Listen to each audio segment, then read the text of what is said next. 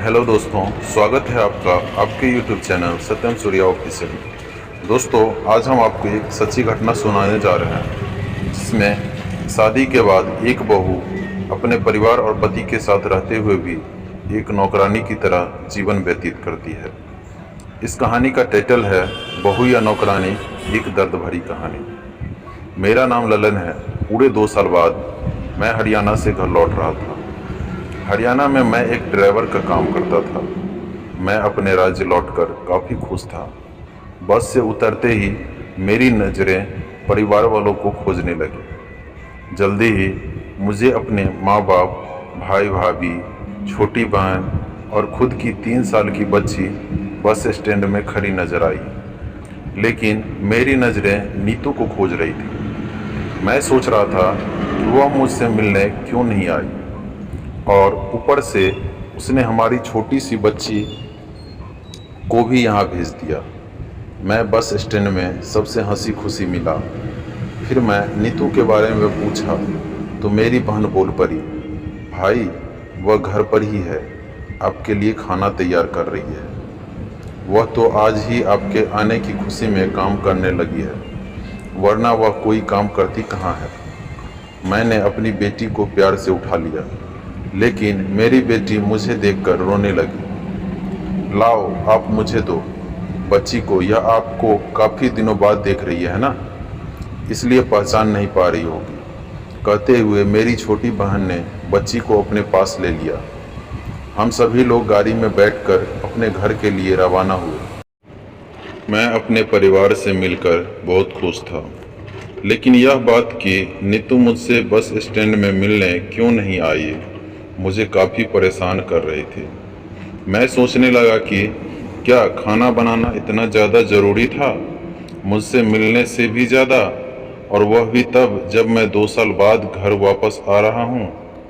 इन्हीं ख्यालों में घर तक का आधा रास्ता बीत गया और अब मेरी बेटी मुझे देखकर रो नहीं रही थी, इसलिए मैं उसके साथ खेलने लगा।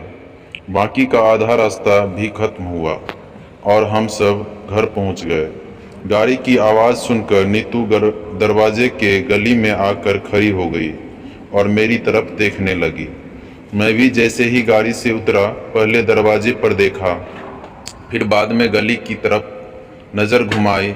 मैं तो बस स्टैंड से ही नीतू को देखना चाहता था। मेरी नज़र मिलते ही नीतू के चेहरे पर मुस्कान छलक पड़ी। मैं भी उसे देखकर हल्का सा मुस्कुरा दिया।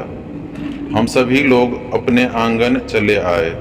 नीतू सबके लिए पानी लेकर आई और सभी को पानी देने के बाद फिर से किचन में चली गई चाय बनाने के लिए। थोड़ी देर तक सभी परिवार वालों से बातें करने के बाद मैं नीतू को बुलाने का कोशिश किया, लेकिन माँ ने मुझे बीच में ही टोकते हुए कहा, रहने दो उसे, किचन में थोड़ा काम कर लेने दो, बाद में अपने आप आ जाएगी। तुम बैठो यहाँ मेरे पास, वैसे भी वह कहाँ ज़्यादा काम करती है। मैं यही बात दूसरी बार नीतू के बारे में सुन रहा था। अब मैंने सोचा कि मेरे परिवार वाले मुझसे झूठ थोड़ी बोलेंगे। हर दिन नहीं होता होगा उसको इतना काम काज, थोड़ा सा है, करने देते हैं। मैं बाद में उससे बात कर लूँगा। मैं अपने परिवार वालों से बातचीत करने में मगन हो गया। एक के बाद एक रिश्तेदार और पड़ोसी हमसे मिलने के लिए आते रहे और नीतू को किचन से बाहर निकलने का समय ही नहीं मिला। सभी के लिए चाय बनाना, नाश्ता बनाना, यही करते करते शाम हो गई। शाम होते ही फिर से अकेले ही परिवार का खाना बनाने में जुट गई। 3 घंटे बाद सभी परिवार वाले एक साथ खाना खाने के लिए बैठ गए, सिवाय नीतू के। मैं चाहता था कि नीतू भी हमारे साथ बैठकर खाना खाए, लेकिन फिर माँ ने कहा अगर वह भी खाना खाने बैठ जाएगी तो सबको परोसेगा कौन। सभी के खाना खाने के बाद नीतू ने खाना खाया, यह सोचकर कि शायद रात को सोने के वक्त मैं और नीतू अच्छे से मिल पाए। मैं नीतू के साथ काफ़ी बातें करना चाहता था, लेकिन मैं उसके चेहरे पर थकान और नींद अच्छे से देख सकता था, इसलिए मैं नीतू को परेशान न करने का फैसला किया और उसे सोने दिया। नीतू सोने ही वाली थी कि उसकी छोटी बच्ची रोने लगी, तो नीतू ने तुरंत उठकर उसे दूध पिलाने लगी। मुझे कब नींद आ गया मुझे पता ही नहीं चला। जब सुबह बच्ची के रोने की आवाज़ आने लगी तो मैं उठा और नीतू को पुकारने लगा। जब नीतू पास नहीं दिखी तो मैं बच्ची को चुप कराया और फिर से सुला दिया। मैं बाद में नीतू को देखने लगा तो नीतू फिर से किचन में मिली, जो सुबह सुबह ही जल्दी उठकर घर वालों के लिए चाय नाश्ते की तैयारी में लगी थी। अब मैं सोचने लगा, माँ और बहन तो कहती थी कि नीतू ज़्यादा काम नहीं करती, लेकिन जो मैं देख रहा हूँ वह तो कुछ और ही है। अब मैं सब समझ गया था, पर मैं अपनी माँ को ऐसा नहीं बोल सकता था कि नीतू से ज़्यादा काम ना कराया करो। इसलिए अब मैं खुद ही नीतू की मदद करना शुरू कर दिया था। अब मेरे हाथ बटाने से नीतू को थोड़ा अच्छा लगने लगा था। पहले जहाँ उसका चेहरा थकान से उतरा रहता था, अब उसके चेहरे पर थोड़ी थोड़ी चमक आने लगी थी। मैंने कुछ ही दिनों में यह महसूस कर लिया था कि नीतू अब वह नीतू नहीं रही जिसे मैं शादी करके लाया था। वह तो कोई और थी जो तोते की तरह बोलती थी, और यह नीतू जो बिल्कुल चुप और गुमसुम है। ऐसा लगता है जैसे किसी के दबाव में हो, किसी डर की वजह से सहमी हुई हो। मैं अब नीतू को उसके कामकाज में और ज़्यादा मदद करने लगा।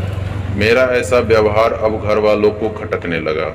घर के सभी बड़ों और मेरी बहन ने मिलकर मुझे समझाया, तुम अपनी बीवी की मदद करते हो, उससे हमें कोई एतराज़ नहीं है, लेकिन तुम्हें भी एक हद तक ही ऐसा करना चाहिए।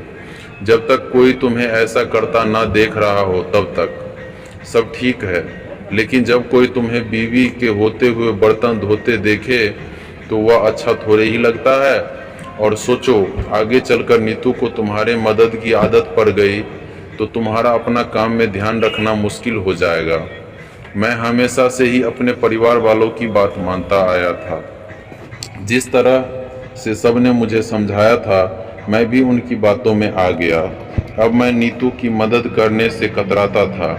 कभी कभार मैं बच्ची के लिए दूध गर्म कर लिया करता था, उससे ज़्यादा कुछ नहीं। घर वालों ने मुझे हरियाणा जाने से मना कर दिया और कहा कि यहीं पर कुछ काम कर लो।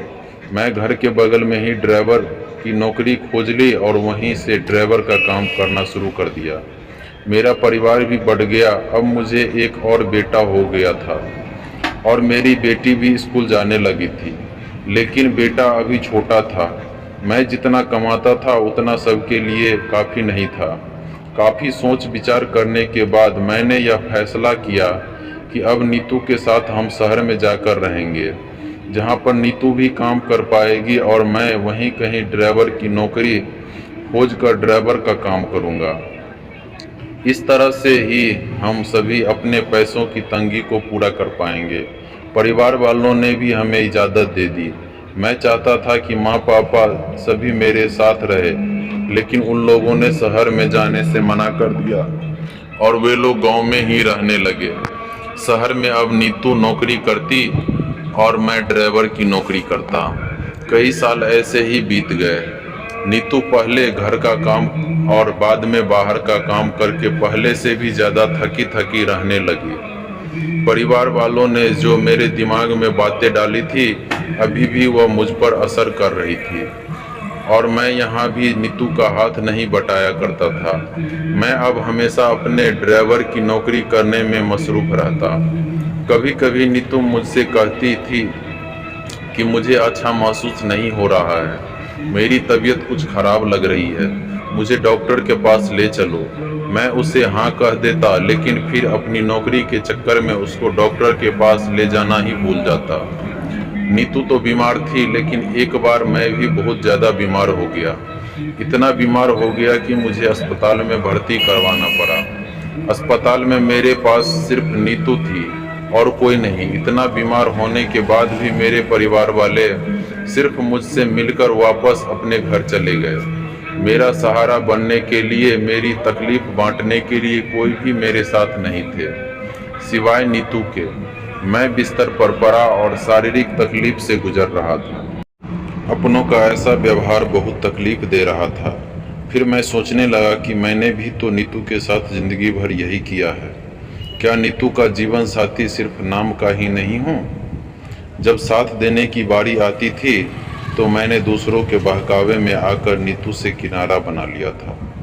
यहाँ तक कि नीतू के खुद अपने मुंह से कहने के बाद भी उसकी तकलीफ को नज़रअंदाज किया। मुझे अब अपना दर्द नीतू के दर्द के आगे मामूली सा लगने लगा।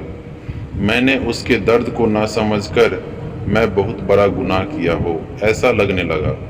पश्चाताप के आंसू मेरी आंखों से बहने लगे और मैं अपनी सारी गलतियों और गुनाहों के लिए नीतू से माफ़ी मांगी। और अब मैं उसके हर काम में उसका हाथ बटाता और वह भी मेरा बहुत ख्याल रखती और अब हम लोग खुशी खुशी साथ रहते हैं। दोस्तों, जीवन साथी का मतलब होता है जीवन के हर उतार चढ़ाव में, जीवन के हर मोड़ में जो साथ दे। साथ होने और साथ देने में उतना ही फर्क होता है जितना वादा करने और सचमुच वादा निभाने में। एक पत्नी की दर्द भरी कहानी मैंने एक पति के दृष्टिकोण से बयान की है। इस कहानी को सुनकर किसी भी पति या पत्नी का अपने जीवन साथी के प्रति व्यवहार सुधर जाएगा, मैं ऐसा आशा करता हूँ।